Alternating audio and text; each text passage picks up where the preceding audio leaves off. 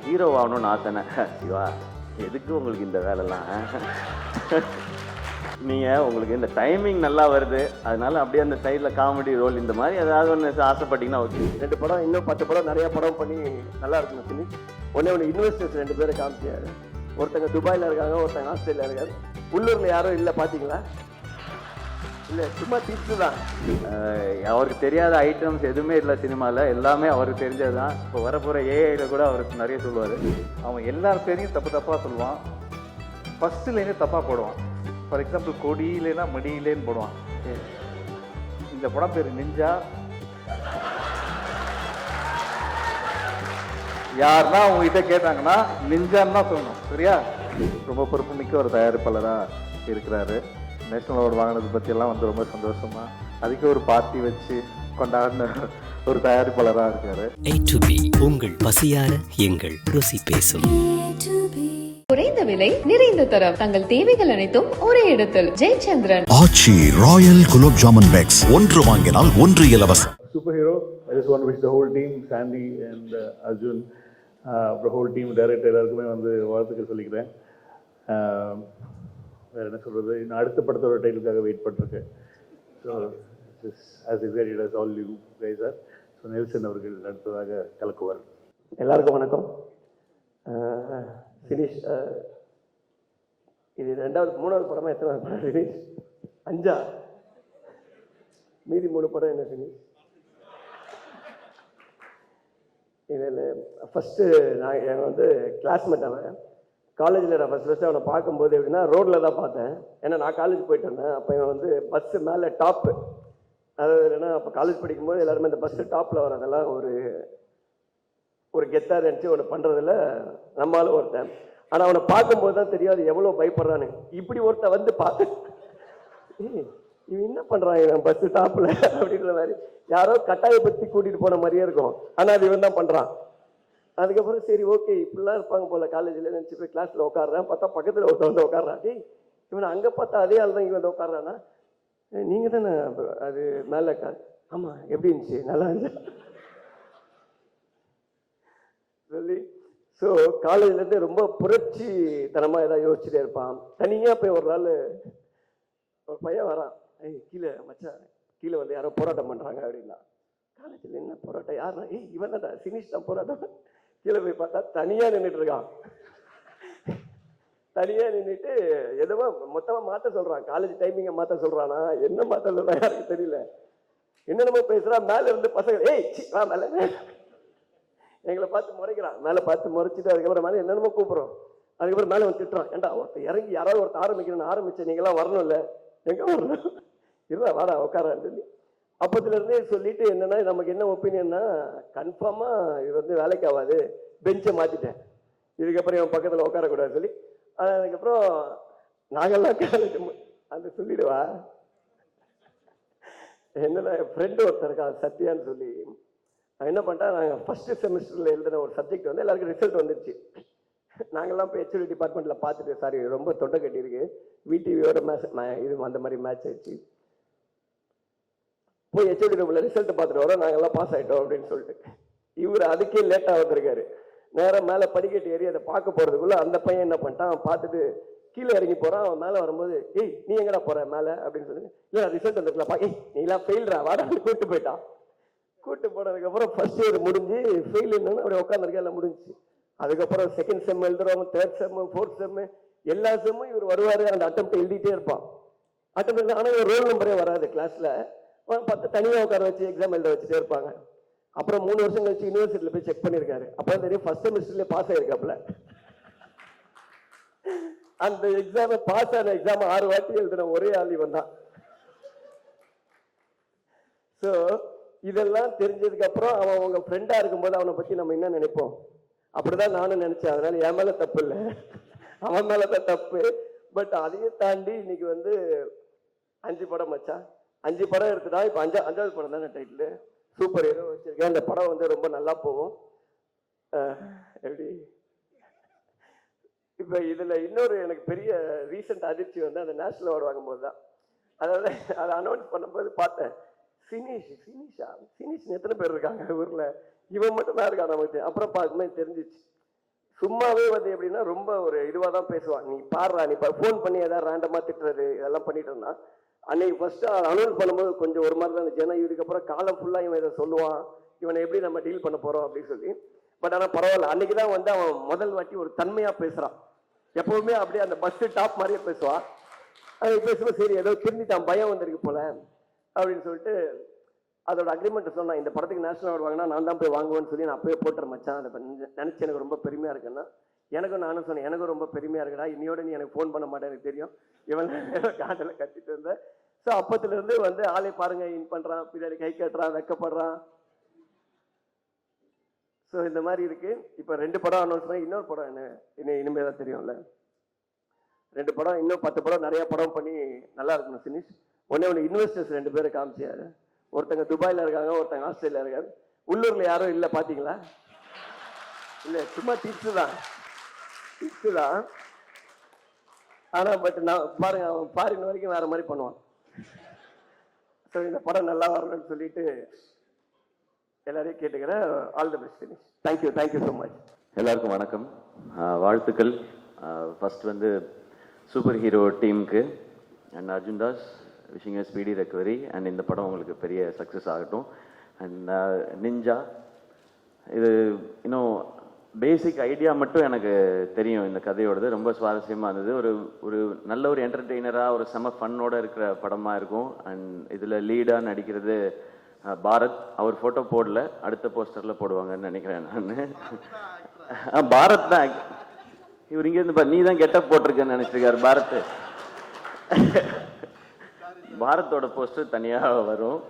And டீமில் இருக்கிற எல்லாருக்கும் என்னுடைய விஷஸ். அண்ட் கீழே உட்காந்து நெல்சன் நான் என்னெல்லாம் சொன்னாரோ அதில் பாதி தான் ஸ்டேஜில் சொன்னார், மீதி பாதியை நான் சொல்லலாமா வேணாமான்ற தயக்கத்திலே இருக்கேன் நான். அண்ட் சினிஷோட சேர்ந்து இந்த படத்தை தயாரிக்கிற இந்த முடிவை எடுத்ததற்காக உங்களுக்கு வாழ்த்துக்கள் சாய் பிரதர். இதில் நீங்கள் படம் எடுக்கிறது எனக்கு தெரிஞ்சு படம் நல்லா எடுத்துறது அது ஷுவராக ஹிட் ஆகிடும், அது எல்லாமே இருக்கும். ஆனால் சினிஷை சமாளிக்கிறது தான் ஒரு பெரிய ஒரு சேலஞ்சிங்கான ஒரு டாஸ்காக இருக்கும். ஏன்னா ஆல்வேஸ் ஹைப்பராக இருக்கிற ஒருத்தர். சினிஷ்ட ஃபஸ்ட்டு பிடிச்சது என்னென்னா அவர் ஒரு அமேசிங்கான ஆடியன்ஸ். எந்த படத்துக்கு தியேட்டரில் போய் அவரோட உட்காந்து பார்த்தீங்கன்னாலுமே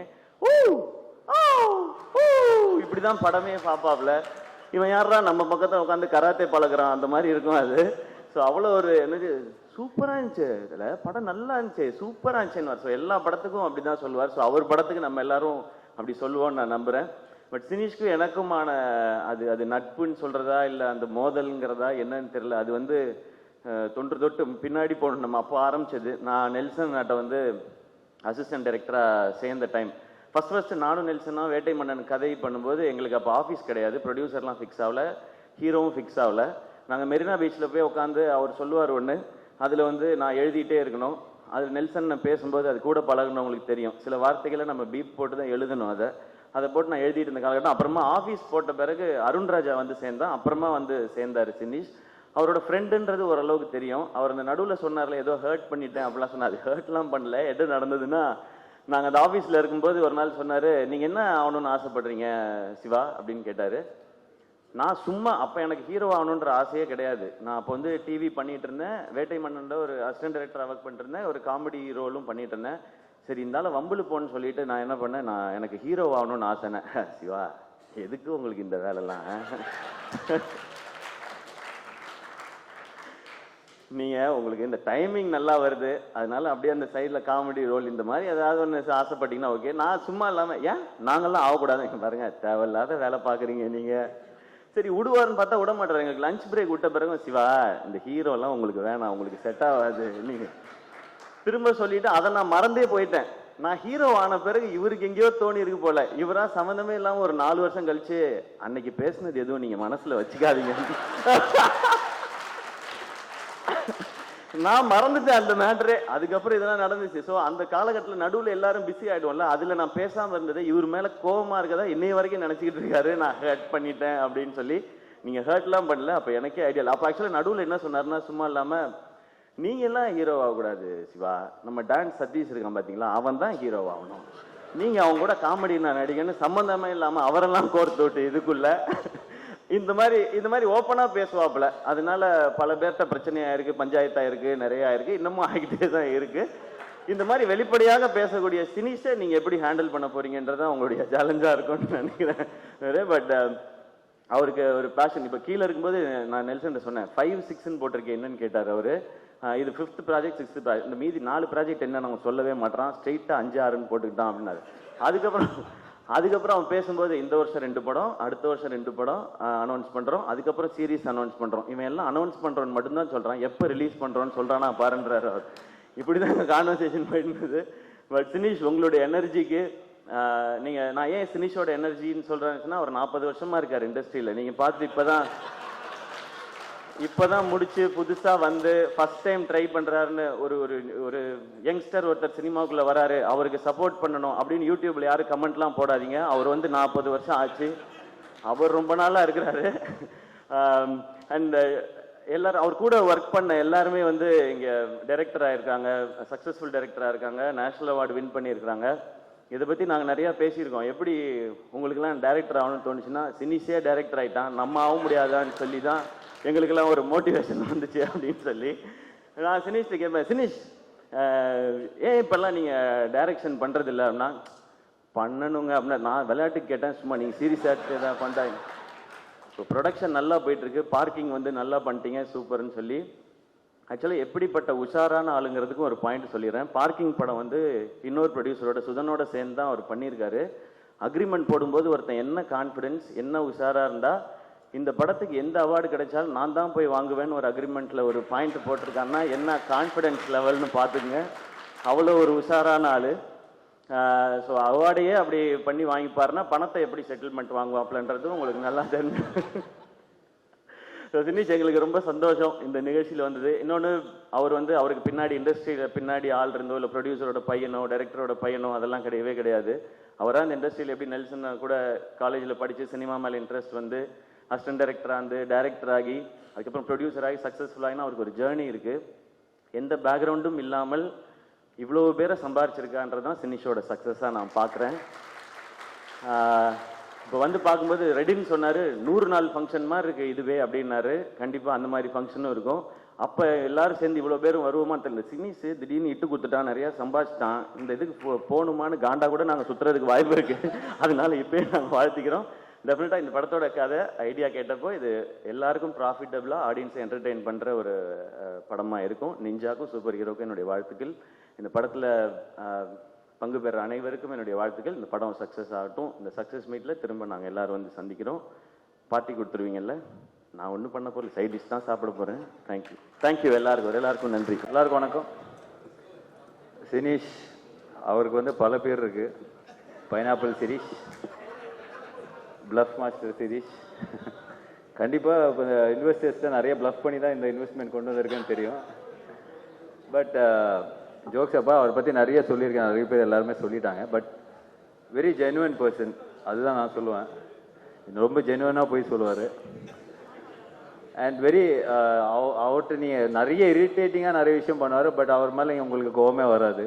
ஸோ அந்த மாதிரி very lovable likeable person. But ஆனஸ்டாக ரொம்ப சினிமா நேசிச்சு ரொம்ப ரொம்ப பொறுப்படுத்து ரொம்ப ஒரு சக்ஸஸ் ஆகணுன்ற ஒரு வெறி எல்லாமே இருக்குது அவர்கிட்ட. பட் அதெல்லாம் வந்து வெளியே காட்டிக்காமல் ஒரு ரொம்ப ஒரு கூலான கைன்னு சொல்லிட்டு ஒரு போர்ட்ரேல் பண்ணிட்டு இருக்காரு. But at heart at is work is definitely one of the best கைன்னு நான் சொல்லுவேன். சிவா சொன்ன மாதிரி அவருக்கு 400 வருஷமாக இண்டஸ்ட்ரியில் இருக்கிற மாதிரி தான் வந்து அவர் பேசுகிறதும் பழகிறதும் அப்படி தான் இருக்கும். அவருக்கு தெரியாத ஐட்டம்ஸ் எதுவுமே இல்லை சினிமாவில், எல்லாமே அவருக்கு தெரிஞ்சது தான். இப்போ வரப்போகிற ஏஐயில் கூட அவர் நிறைய சொல்லுவார். So but honestly all the best Sinish. ஏன்னா அவர் பேரே வந்து நிறைய தப்பாக தான் சொல்லுவேன். இப்போ வந்து சிவாவை கூப்பிட்றது தான் சரி, தப்பாக தான் கூப்பிடுவார். ஸோ அவரே வந்து நம்ம வந்து நிறைய பேரில் கூப்பிடுவோம். So but all the best Sinish.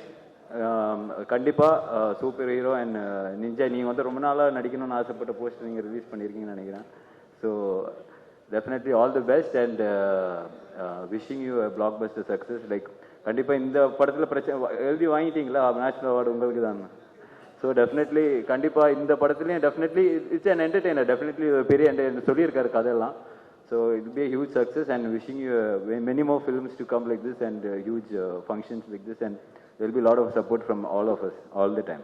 Take care. So Sineesh பற்றி பேசுகிறா எப்படி நிச்சயமாக போய் தான் சொல்லி ஆவாங்க. அவன் எவ்வளோ பெரிய நல்லவன் அப்படின்றது எங்களுக்கு மட்டும் தான் தெரியும். ஸோ சினீஷ் எப்படின்னா அவனோட பிளானிங் தான் எனக்கு ரொம்ப பிடிக்கும். ஒருத்தர் லைஃப்பில் எந்த அளவுக்கு பிளான் பண்ணுறாருன்னா வந்து நேஷனல் அவார்டு கிடச்சிருச்சுன்னு ஃபோன் பண்ணி சொல்கிறான், சூப்பர் மச்சான் சார் மீட் பண்ணுறோம் சார் அப்படின்னா ஓகே, ஆனால் இன்றைக்கி முடியாது சார் ஏன்னா இன்றைக்கி ஷாப்பிங் போகிறேன் அப்படின்னு. நேஷனல் அவார்டு வாங்கி ஷாப்பிங் போகிறாங்க. சரி ஓகே சார் அன்றைக்கி ஈவினிங் மீட் பண்ண ஷாப்பிங்லாம் முடிஞ்சாச்சு. ஆமாம் சார் இன்றைக்கி ஃபுல்லாக ஒரு பெல்ட் வாங்கிட்டேன் சார் அப்படின்னா. ஒரு நாள் ஃபுல்லாக ஒரு பெல்ட் வாங்கியிருக்கான். அதுக்கப்புறம் மற்ற பேண்ட்டுங்கெல்லாம் இல்லை சார் இந்த வாரம் இருக்குல்ல, நெக்ஸ்ட் வீக் தானே போகிறேன் அப்படின்னு சொல்லிட்டு மறுநாள் உண்மையில் நாங்கள் கொஞ்சம் ரெகுலராக மீட் பண்ணுவோம். ஸோ மறுநாள் பேண்ட் வாங்கிட்டான். அதுக்கப்புறம் வந்து ஷூஸ். ஸோ நான் சொல்லிட்டேன் மச்சான் இது இப்போ மீட் பண்ண வேணாம், நீ எல்லாத்தையும் முடிச்சதுக்கப்புறம் மீட் பண்ணலாம் அப்படின்னு சொல்லிட்டு ஒரு 5 நாள் கழிச்சு ஃபோன் பண்ணுறேன். சார் இன்றைக்கி மட்டும் மீட் பண்ண முடியாது சார் அப்படின்னா. ஏன்? இன்றைக்கி சலூன் போகிறேன் அப்படின்னா. நான் ஃபோன் கட் பண்ணிட்டு ஒரு 2 மினிட்ஸ்க்கு திரும்பி கூப்பிட்றேன். டேய் நீ பெல்ட்டு கூட லேட்டாக வாங்கலாம், சலூனில் 1 டேக்கு உனக்கு என்னடா ஒர்க் இருக்குது அப்படின்னா. அப்புறம் சொல்கிறான் இல்லை சார் நான் போக மாட்டேன், சலூனால் எங்கள் வீட்டுக்கு வருவாங்க. அந்த அளவுக்கு வந்து உடம்பை நல்லா ஸ்மார்ட்டாக இருக்குன்னு பார்த்துக்கிற ஒரு ஆள்.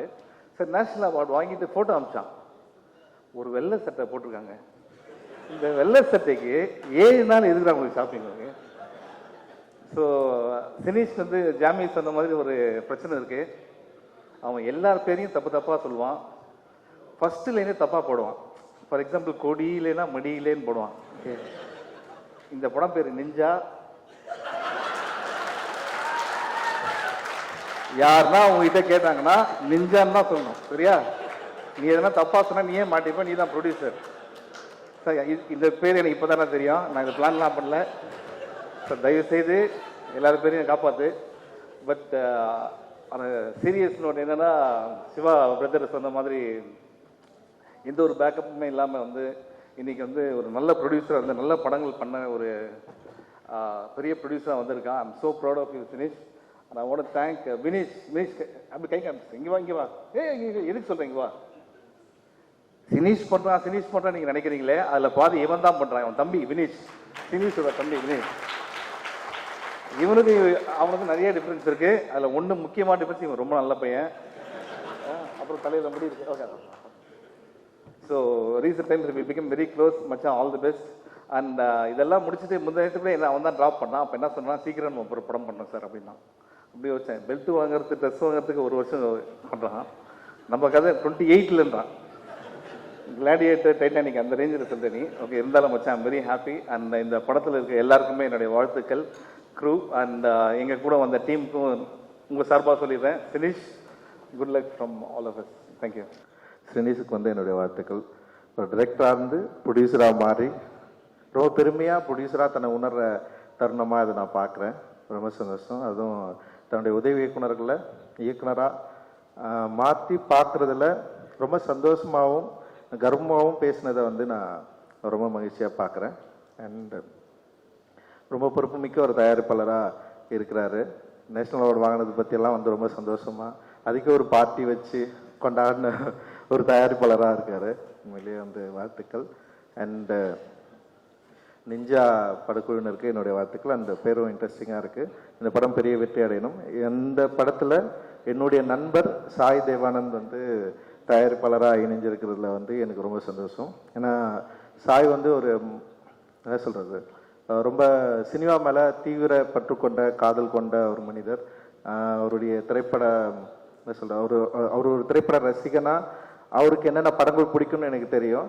ஆனால் தமிழ் சினிமாவில் என்ன மாதிரி படம் எடுக்கணும்னு அவர் ரொம்ப தீராத ஒரு காதல் கொண்டு நிறைய திரைப்படங்களில் ஒரு என்ன சொல்கிற சீரியஸ் டைப்லையும் சரி, அதே நேரத்தில் வந்து இண்டிபெண்டன்ட் சினிமா எடுக்கிறதுலையும். இன்னொன்று வந்து வேட்டுவம் மாதிரி ஒரு பெரிய ஃபிலிம் பட்ஜெட்டில் என் கூட சேர்ந்து ஒர்க் பண்ணுறதில்ல எந்த விதமான தயக்கமும் இல்லாமல் ஒரு நல்ல சினிமா எடுக்கணும்னு சொல்லிட்டு பெரிய ஆர்வத்தோடு இருக்கிற சாய் தேவானந்த் வந்து இன்னும் நிறைய படங்களை அவர் வந்து செய்யணும். அண்ட் வந்து இந்த படத்தில் உங்களோட சேர்ந்து ஒர்க் பண்ணுறதுல எனக்கு ரொம்ப மகிழ்ச்சி. அண்ட் சினிஸ்க்கும் மற்றும் படக்குழுனுக்கு என்னுடைய வாழ்த்துக்கள். நன்றி. A to B உங்கள் பசியார எங்கள் ருசி பேசும்.